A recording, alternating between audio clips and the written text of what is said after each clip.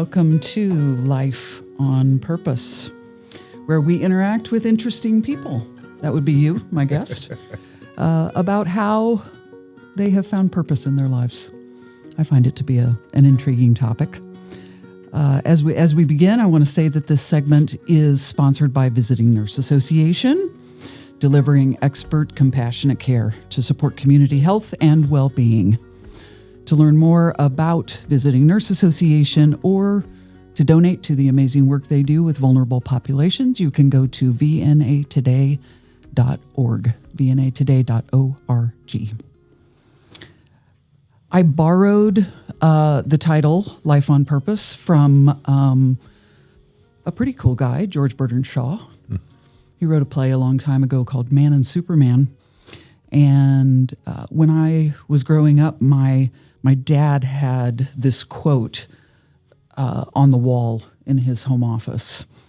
And I'm going to read a little bit longer version of it today as we're recording. But here's how it goes. This is the true joy in life, being used for a purpose recognized by yourself as a mighty one. Being a force in nature instead of a feverish, selfish little clod of ailments and grievances complaining that the world won't devote itself to making you happy.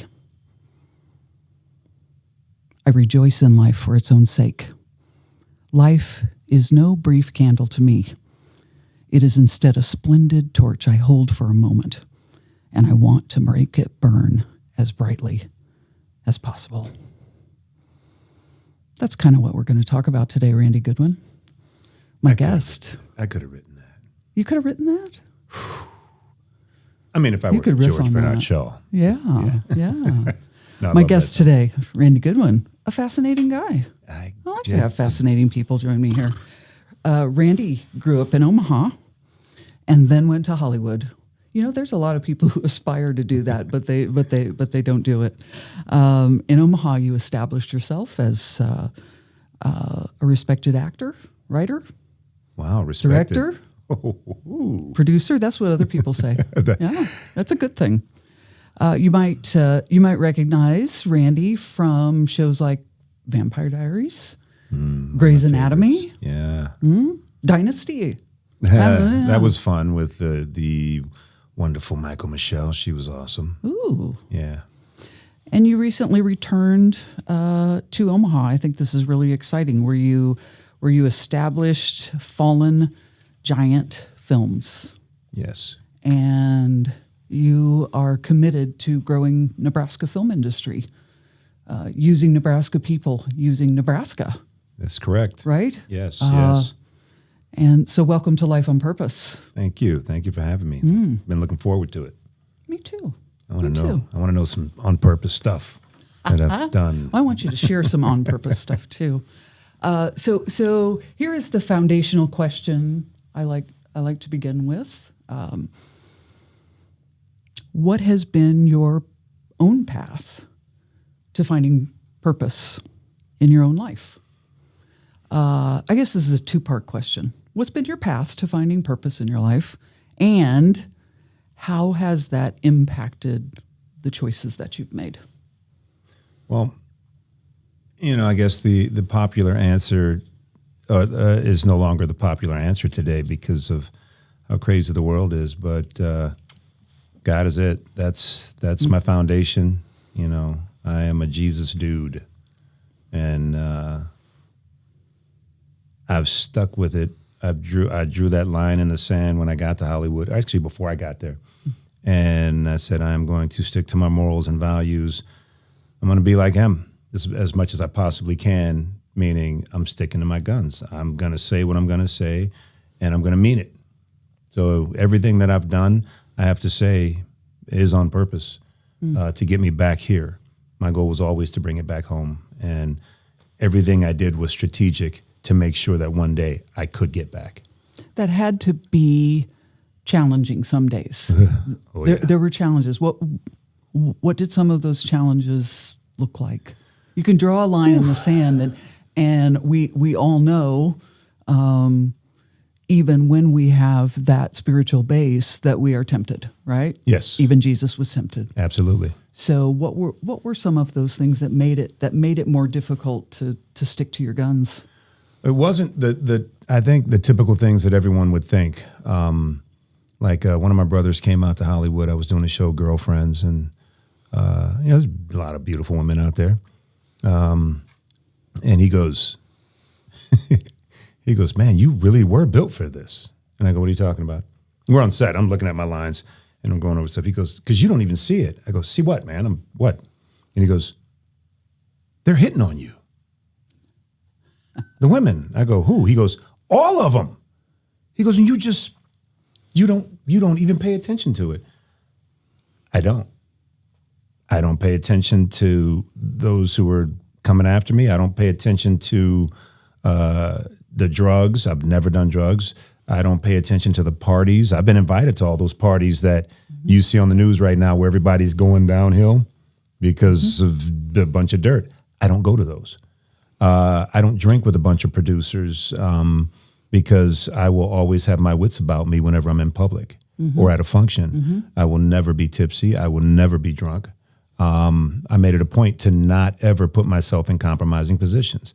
So the way to be deliberate about a lot of what I did and still do is to stay away from it. Why put yourself in a compromising position? Because when you compromise, then you're going to feel like crap, or you may end up in jail, or you may end up dead. There are many things that can happen when you stray off your path to have some fun sometimes. And I have a lot of fun. I laugh all the time.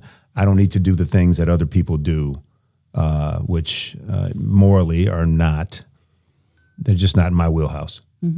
So. I would assume in that process there were plenty of people who dangled things, over your head to say, do you realize this is what you're going to lose? Yes. By not drinking with us. Yes. Right? By not doing drugs with us. We're not going to hire you. Yeah. Oh, I've been told that. Other producers and other friends in the business have come to me and said, here's one in particular, man, your name, I won't say the studio nor the producers, but I ran into a buddy of mine. He goes, dude, your name came up at the studio today. Big movie. And you guys all know the movie because it came out and it was humongous. I love the word humongous, by the way. Humongous. But he said, your name came up, big movie. Everybody was on board. They're like, holy moly, and we love Randy. He would crush this. But the final producer, the say-so producer goes, yeah, I know Randy. He's really good. He's really good. But he won't drink with me, and I don't trust people who don't drink with me. And another producer explained what that means. That means if you don't drink with someone, there will never be a chance that you could get drunk. You could get tipsy, say something, do something. You could get roofied and be put in a compromising position, which happens a lot in Hollywood. I know this firsthand because I owned a security company and we've seen it. We've had people arrested because of it back in the 90s. So I've seen it happen. I've seen people drop stuff in people's drinks. So and is that intentional? So I have dirt on you absolutely. later? That's so it's it. an intentional thing. That is it. Okay. Yeah, people are creeps. People can be creeps. I'll be honest with you. I've met more beautiful people in Hollywood than I have the creeps. So, there's some good people. Did you know that would be part of the gig when you went there? Not like that. Not like that. My mom and dad, one of the reasons when I was 8 years old, I'd said, Mom, Dad, I want to be an actor. I knew it. But they're like, you can't. That's Hollywood. That's out there. It's far-fetched dream.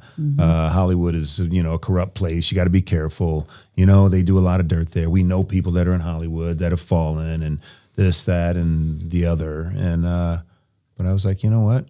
As I got older, I even told my mom when I became successful, I said, Mom, you got to give yourself some credit.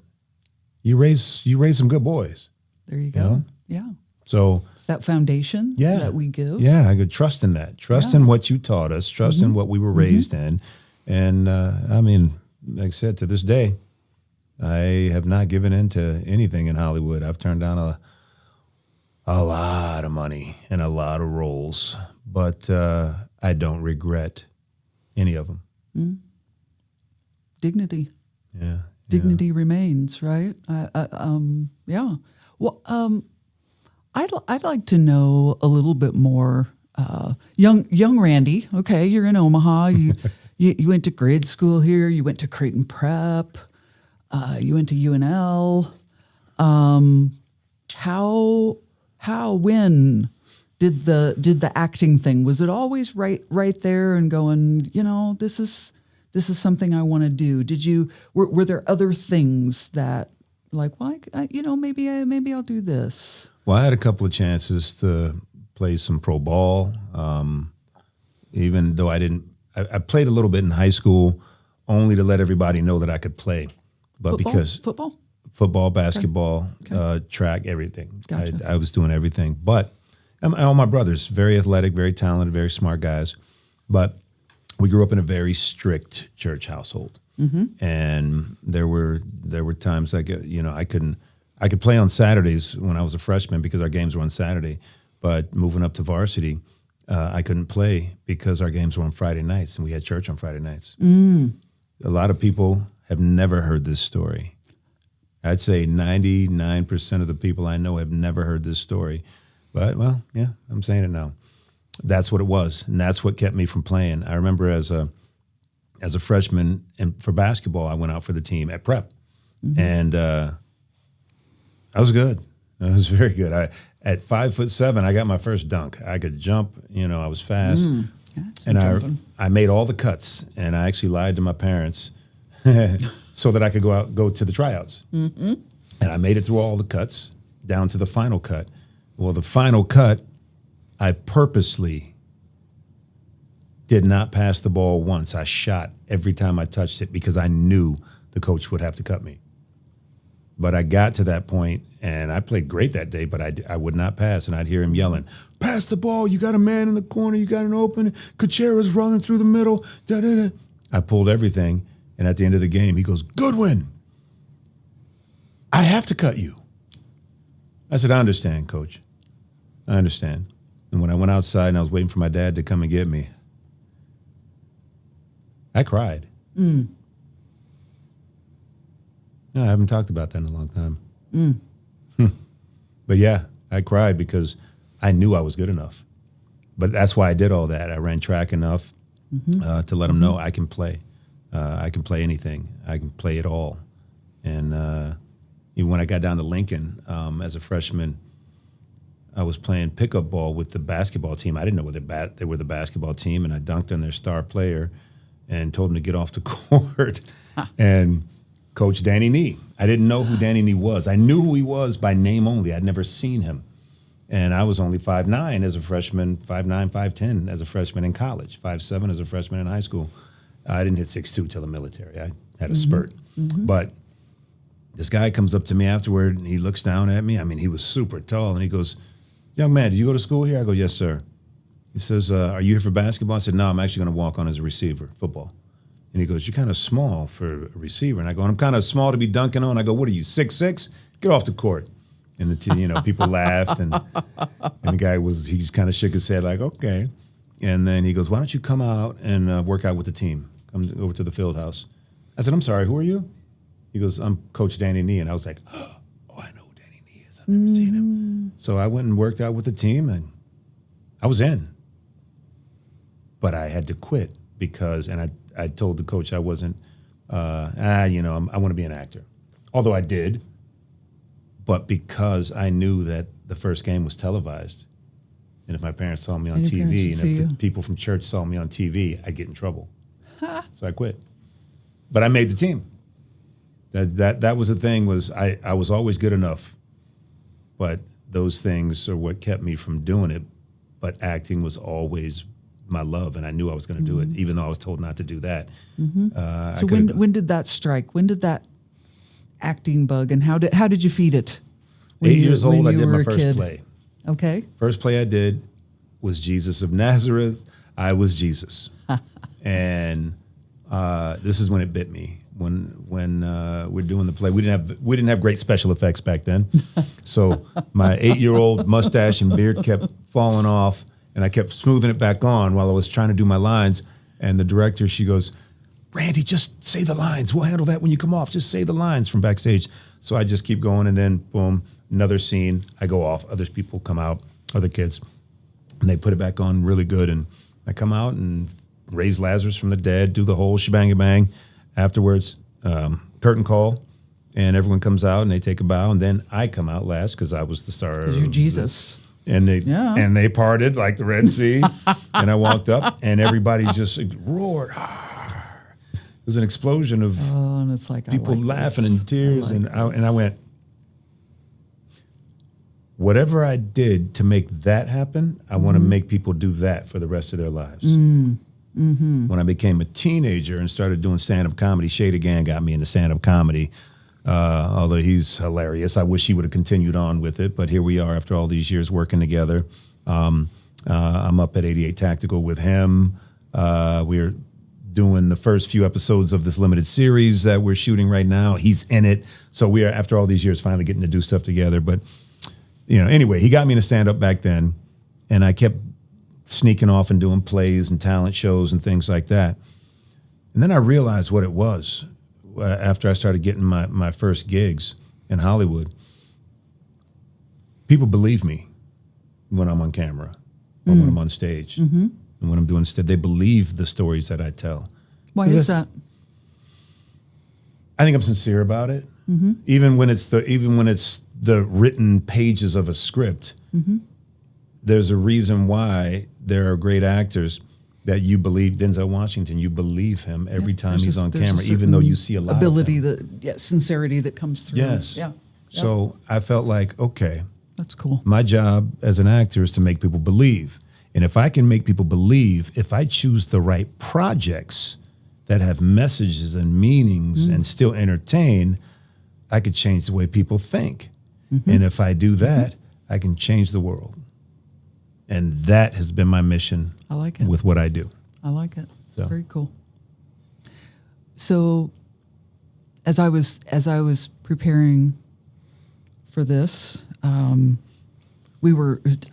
yesterday we spent the day over at one of the homeless shelters, and I want to talk about that in a few minutes. But as I was preparing for this and thinking about purpose and how we get there, I kept going back in my mind to so when I was getting my PhD, actually the very first class I had, okay, and the class was called Orthodoxy Orthopraxis, Latin, because they could, I guess.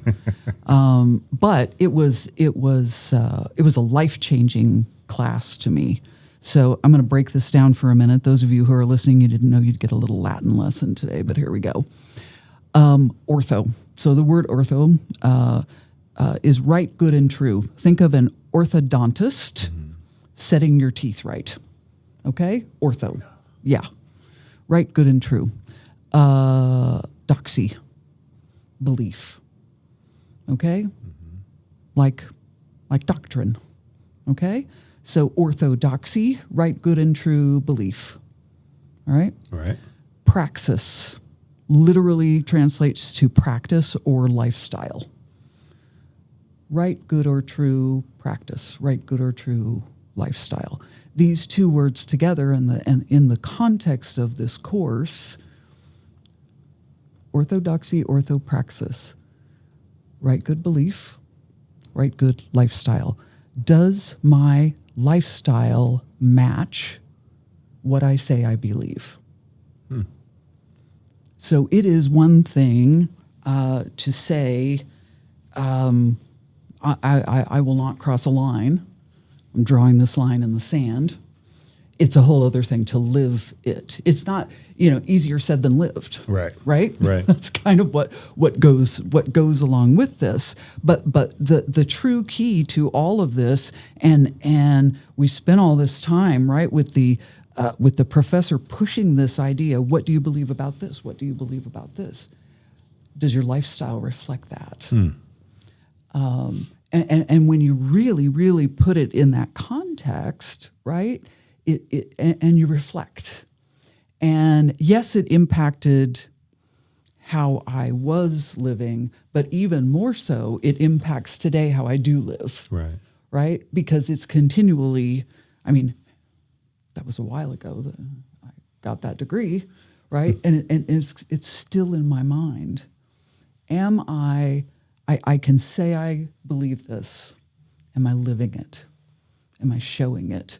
And that's one of the intriguing things to me, Randy, as I've gotten to know you, is the different conversations we've had, the different stories that you've told about the compromises that were put in front of you that, you know, you didn't bite on. And I think that's incredibly admirable. Thank you, you know, for doing that, for modeling that, because there are people watching us, no matter if we want to or not. This is true, right? But being able to model that's possible, because I would think there are some people who would say, yeah, you can't go to Hollywood and not compromise. That's what my mom thought. Right? She really did. She really did. You're gonna be changed, and not in a good way. Yeah. I mean, that's kind of the mindset. Yes.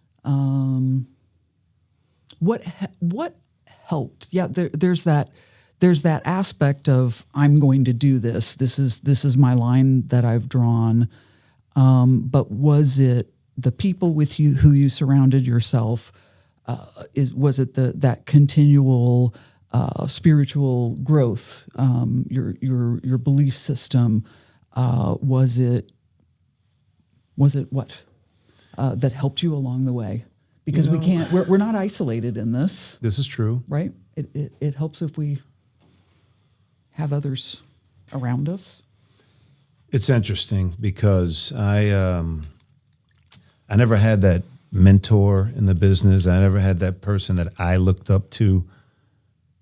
I love how Deion Sanders put it. He said, man, I was always that dude. I was that guy.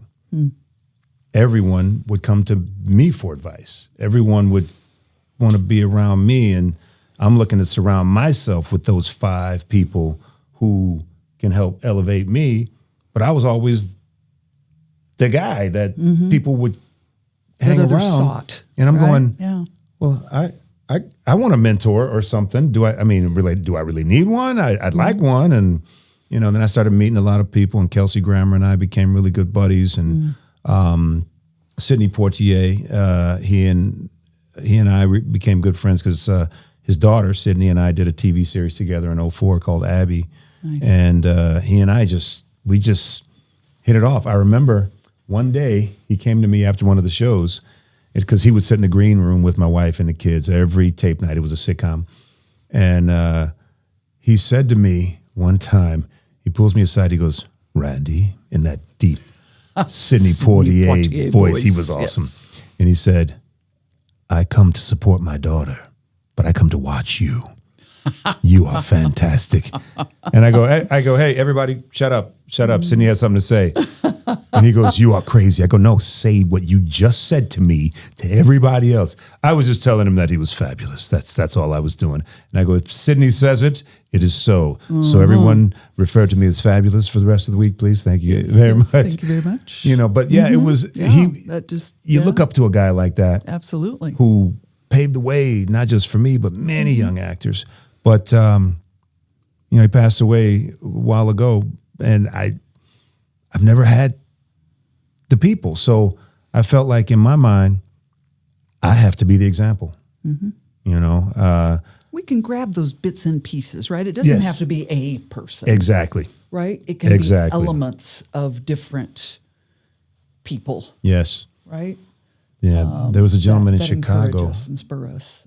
Yeah, there's a guy in Chicago that I knew. I knew his wife, and he would just read books all day, and his wife would say, you need to get some sleep. And I go, my mom and everybody always tells me I need to get some sleep. You know, I'd live on since college 3-4 hours a night, but I was never tired. I'm always good. It's not like my mind is racing. I can go sit down and relax and smoke a cigar and chill out with some friends, watch a game. But 3 to 4 hours was my thing.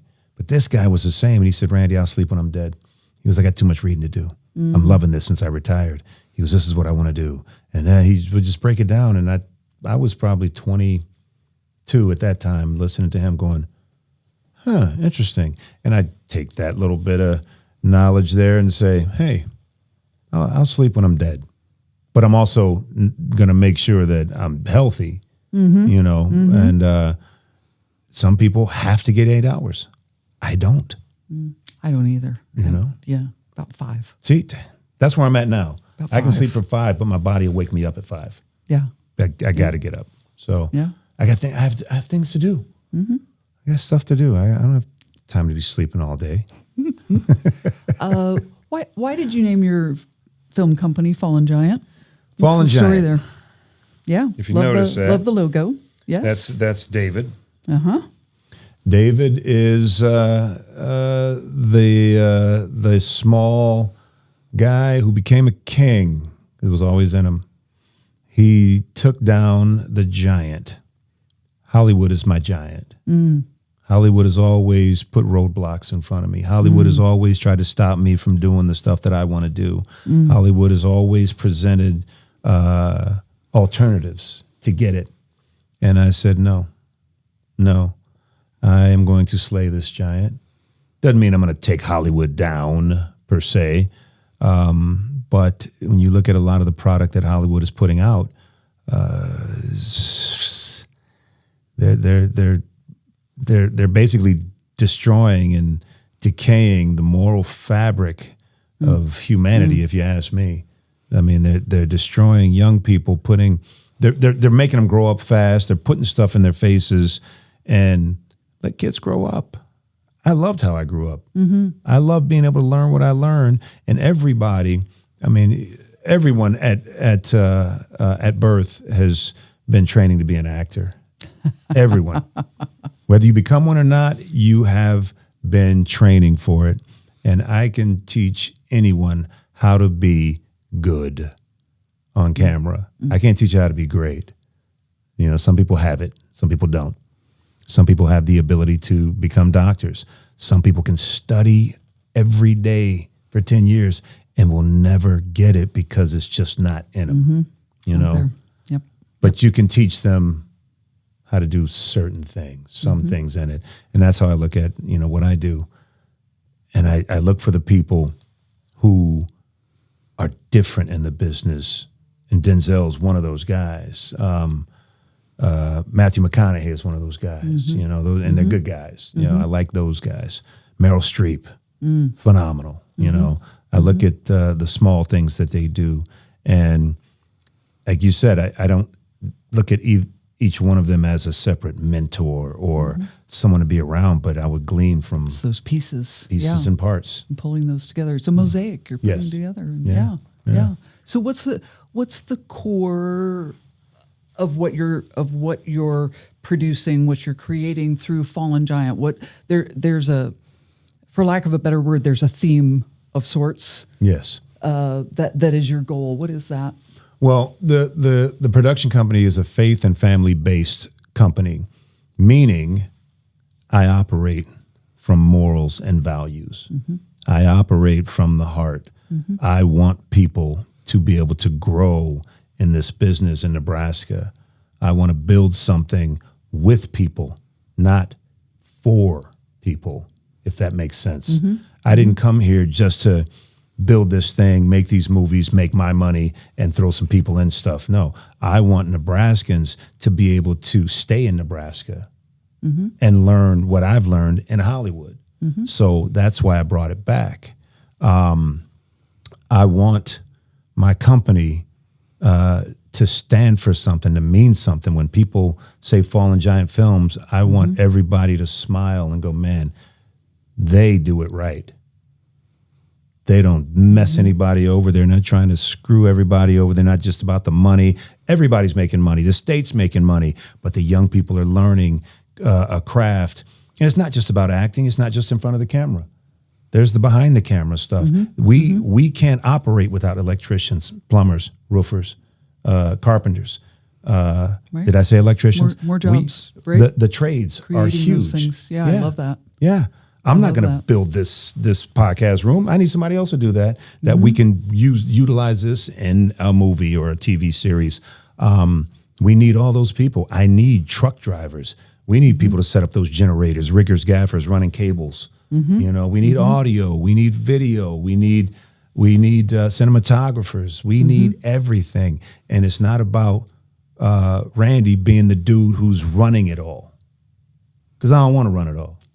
If I didn't have to do it, I would just focus on acting. But no one has ever come back to Nebraska who's been successful in Hollywood. And there's many people. We have Oscar winners, Emmy winners, Grammy winners, Golden Globe winners. We have so many people in Hollywood, but none of them ever come back to help anybody else elevate this game at all. And it baffles me beyond words. I don't get it.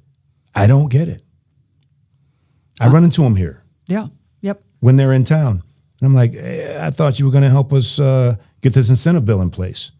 No, I had to rely on a small group of people here who are not in Hollywood. The Dig Site Productions, that's Dana Reeves, Stacey Heatherly, Ishma Valente, who else is in there? Kirk Zeller, Kayleen Carlson. We're the ones that pushed getting this incentive bill in place that we finally got passed, but the governor just pulled it off the table because we're in a $436 million deficit and they needed the money for whatever it is. So we don't have it. Right. That's not going to stop me. A lot of people were like, well, we don't have the incentive bill, so we can't shoot there. I don't care. I'm shooting here regardless because I know we can still make money here. We can still elevate the young people here. And not just young people. When I say young people, young is in young in the business. You could jump in right now and say, Randy, I want to be a cinematographer. What do I do? Well, I could teach you, show you a few things. And then when we bring in cinematographers from Hollywood that are friends of mine to shoot projects, you get to shadow them in my shadow program. We're teaching everybody anything they want to learn in this business. That's lovely. Excuse me. That's how we elevate Nebraska. Thank you for doing that. Yeah. And the theme. I mean, the theme is there. The faith-based, and what I know. It's not me. You know, my phone does it. Inevitably, my mother calls when I'm doing, something like that. My mom called too. I thought I You want to call him back? Let's call him back and put him on speaker. No, we're not going to call him. Dang it. We'll See? we'll never get it was off. I'll call you back, Mom. So one of my degrees is in theology. That sounds a little haughty, doesn't it? But not even. Okay, one of them. And I am a firm believer because I am a psychologist and a theologian. I believe psychology is theological. I believe theology is psychological. And what I know, and let me use an example. Okay, a scripture that I love, Micah 6:8. What does God require of you? To seek justice, love kindness, and walk humbly. Okay? I don't have to bash people over the head with Micah 6:8. Right. Right. I can take that and I can put that theme in a story. Right? And when I take that theme and put it in a story where I show how one seeks justice, loves kindness, walks humbly, that's my faith-based, right? Right. I am leading folks toward those pieces without hitting them over the head with a Bible. Yes. Right? Absolutely. And we need more of that. So thank you. Thank you for doing that. No, you're welcome. This is I think, realistically, I remember when I was younger, as a younger Christian, and it was the fire and brimstone message that you get all the time, and you're telling people you're going to hell and and one day I was praying, and it was literally clear as day. I didn't force myself onto you, so you don't force me onto other people. I let you find me. Yeah. Let the people find them. It's not even about me going out and pushing people into it. The scripture is very easy. It says, be ready to give an account. If you want to know, I'll tell you. But I'm not going to force it on you. No. And I I did. I wrote, directed, produced a movie. Actually, co-wrote it with Stephen Lee. This movie called The Job, which is based on the faith of Job, which is actually about a real story for me. If you remember the boxer Boom Boom Mancini, Okay. he killed a man in the ring, Dooku Kim. I mean, he killed him, and he didn't mean to, but he killed this man who had a family. And when he came back to fight his next fight, he couldn't. He couldn't hit the guy.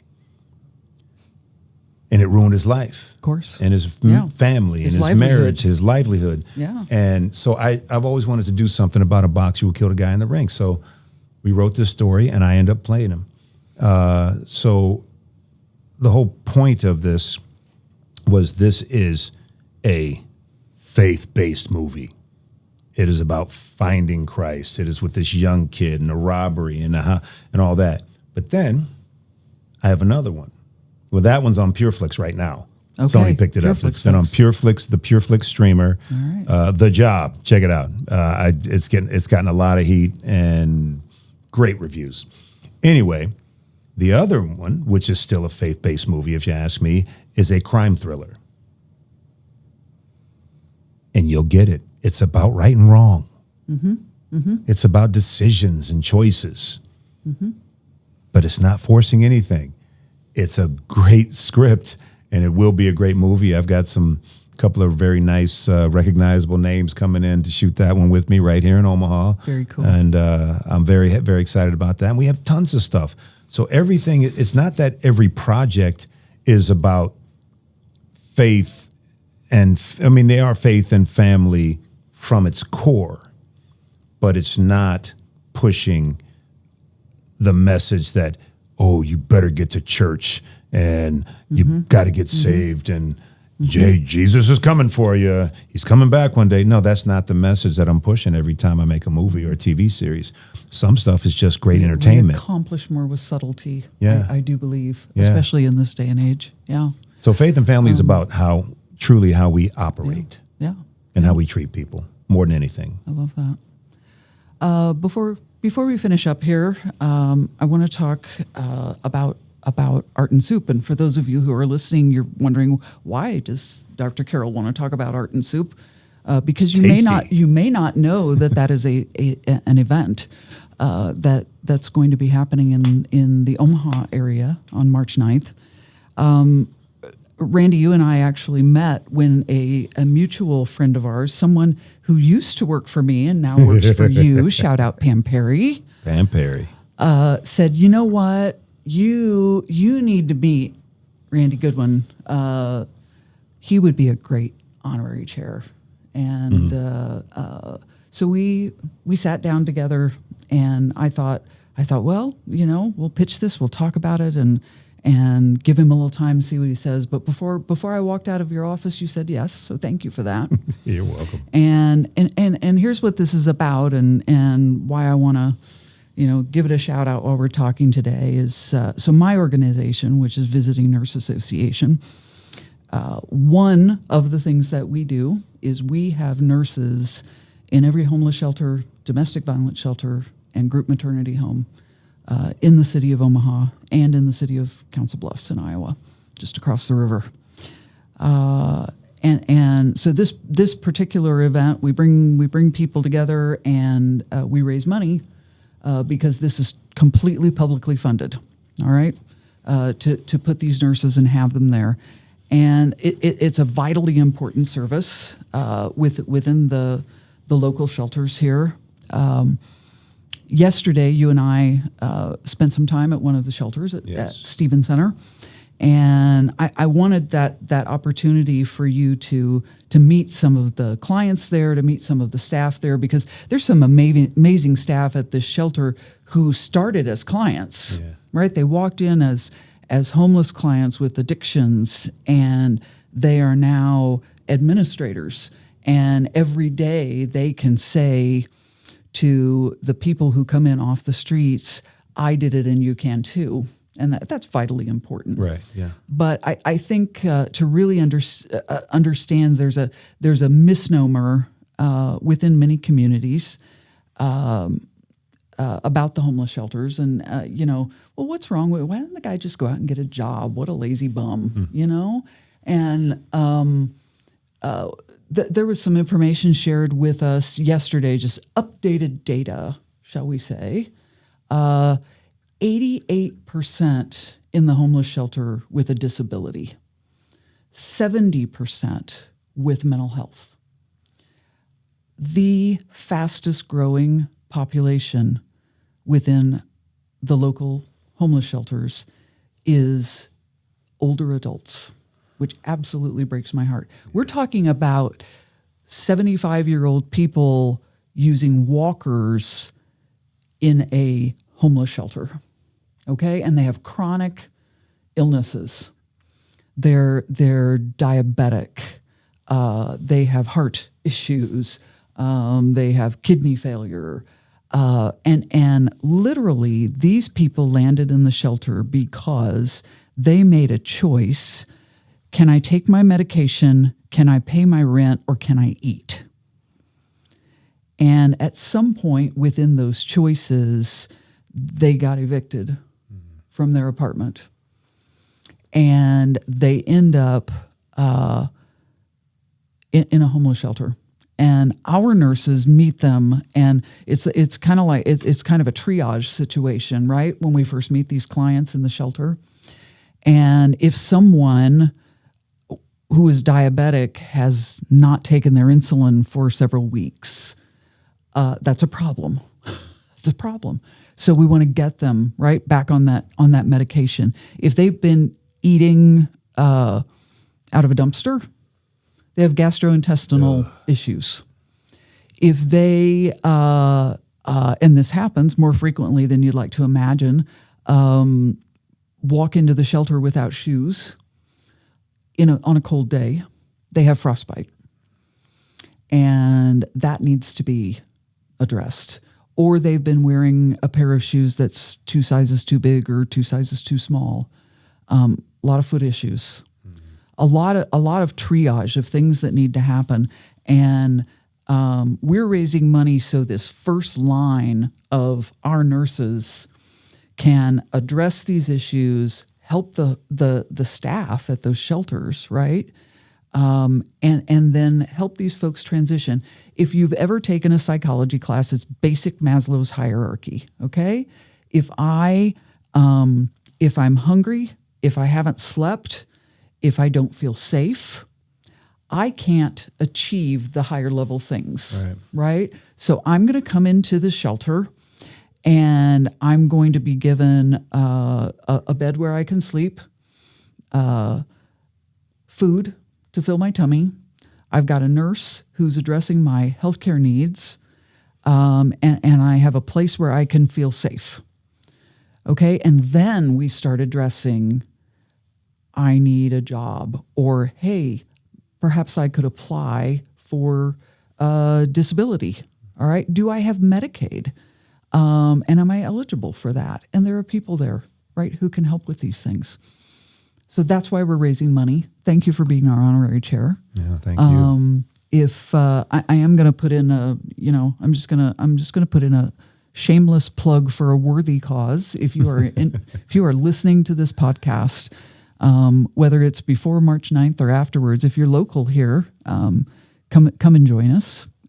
Go to vnatoday.org/art and soup, all spelled out, art and soup. At this event, we have it's an art festival. It's an indoor art festival where the artists have committed 50% of their sales. It is between 25 and 30 local chefs who donate all of the food and come up with these amazing different soups and other foods that they feed you along the way. But all of it is a worthy cause. And I am not beyond saying, if you're hearing this and you would like to contribute to that cause, we appreciate it. And thank you, Randy, as we're together here. And I'm grateful that we met, period. But thank you for helping us with this particular event. No, I appreciate it. I love helping people. It was Love it was being an a part of interesting it. day yesterday, wasn't it? Yes, it was. It was I'll a tell you. very good day. What was the name? What was the name of the gentleman who sang to us? What was Andy? Andy sang us a couple of songs. Yes, he was he one of the did. homeless clients. The lyrics, I that was he blown had away by written. those The lyrics. lyrics were incredible. I'm telling you that They were incredible. Those were literally musical Yeah, numbers that could be performed in a play. they were so cool. They were so cool. So they were in my head all day. Yeah. Okay, as we draw things to a close, because Nick's probably sitting there going, "Wow, are they ever going to stop?" He's waving at me, going, "Keep going, Carole. Egg me on, Nick, please." I'm going to finish up. We've been talking a lot about storytelling recently. I love storytelling. And one of my favorite storytellers, and you can tell this is a much-loved book, right? Yes, yes. Robert Fulghum, who wrote the book a long time ago, All I Really Need to Know I Learned in Kindergarten. Okay, that's not the story I'm going to read. It's not. There's another story in here that I love to share. And so I'm going to read this short story as we finish up today. Giants, Wizards, and Dwarfs was the name of the game to play. Being left in charge of about 80 children, 7 to 10 years old, while their parents were off doing parenting type things, I mustered my troops in the church social hall and explained the game. It's a large-scale version of rock, paper, scissors and involves some intellectual decision-making. But the real purpose of the game is to make a lot of noise and run around chasing people until nobody knows which side you're on or who really won. Now, organizing a room full of wired-up grade schoolers on 2 teams, explaining the rudiments of the game, achieving consensus on group identity, all of this is no mean accomplishment. But we did it with the right goodwill, and we were ready to go. The excitement of the chase had reached a critical mass, and I yelled out, "You must decide now who you are, a giant, a wizard, or a dwarf." And while the groups huddled in frenzied, whispered consultation, a tug came at my pant leg. And a small child stood there looking up and asked me in a small, concerned voice, "Excuse me, where do the mermaids stand?"